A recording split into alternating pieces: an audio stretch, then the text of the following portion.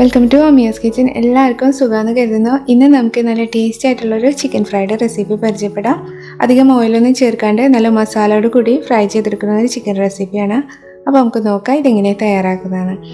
ഇത് തയ്യാറാക്കിയെടുക്കാൻ വേണ്ടി ഞാനിവിടെ ഒരു 1/2 കിലോ ചിക്കൻ എടുത്തിട്ടുണ്ട്. അപ്പോൾ നമുക്ക് ആദ്യം തന്നെ ഈ ചിക്കൻ ഒന്ന് മാരിനേറ്റ് ചെയ്ത് വെക്കാം. അപ്പോൾ അതിനായിട്ട് ഇതിലേക്ക് നമുക്കൊരു 1/2 ടീസ്പൂൺ മഞ്ഞൾപ്പൊടി ചേർത്ത് കൊടുക്കാം. അതിൻ്റെ ഒപ്പം തന്നെ ഇതിലേക്കൊരു 1 ടീസ്പൂൺ ഇഞ്ചി വെളുത്തുള്ളി പേസ്റ്റ് ചേർത്ത് കൊടുക്കുക. ഇതൊരു ചെറിയ കഷ്ണം ഇഞ്ചിയും ഒരു 5 ചെറിയ അല്ലി വെളുത്തുള്ളി നന്നായിട്ടൊന്ന് അരച്ചെടുത്തതാണ്.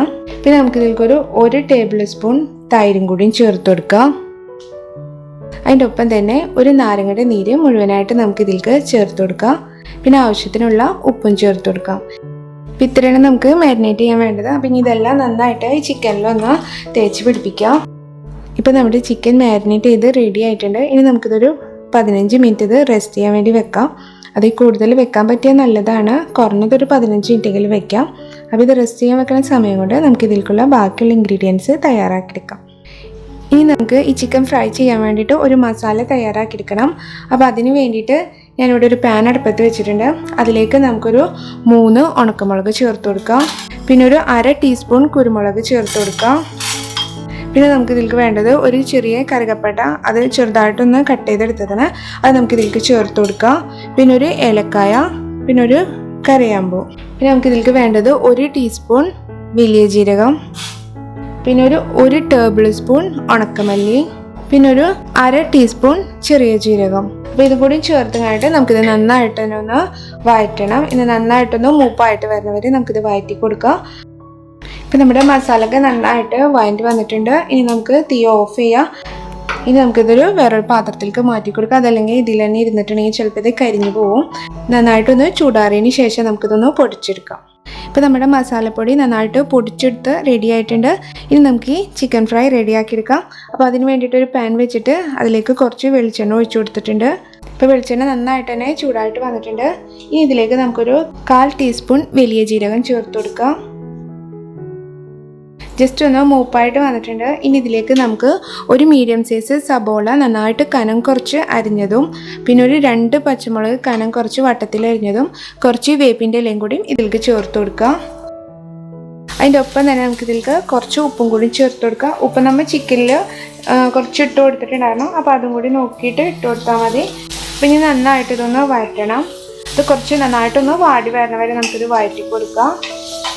ബ്രൗൺ കളറൊന്നും ആവണ്ട, നന്നായിട്ടൊന്ന് വാടി വന്നാൽ മതി.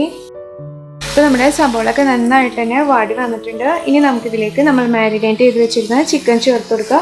ചിക്കൻ ചേർത്ത് കൊടുക്കുന്നതിൻ്റെ ഒപ്പം തന്നെ നമുക്ക് തീ നന്നായിട്ട് തന്നെ ഒന്ന് കൂട്ടി വെക്കാം.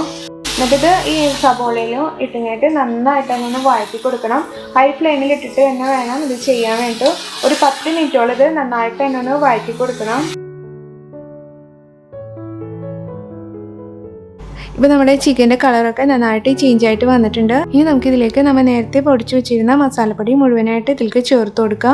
മസാലപ്പൊടി ചേർത്ത ശേഷം തീ നന്നായിട്ട് തന്നെ കുറച്ച് ലോ ഫ്ലെയിമിലാക്കിയിട്ട് നന്നായിട്ടൊന്ന് മിക്സ് ചെയ്ത് കൊടുക്കുക. അപ്പോൾ ഞാൻ ഈ മസാലപ്പൊടി എല്ലാം ഇതിൽ നന്നായിട്ട് തന്നെ മിക്സ് ചെയ്തിട്ടുണ്ട്. ഇനി നമുക്കിത് ഏറ്റവും കുറഞ്ഞ തീയിലിട്ടുങ്ങായിട്ട് അടച്ചു മൂടിങ്ങായിട്ട് ഒരു 10 മിനിറ്റ് ഒന്ന് കുക്ക് ചെയ്യണം.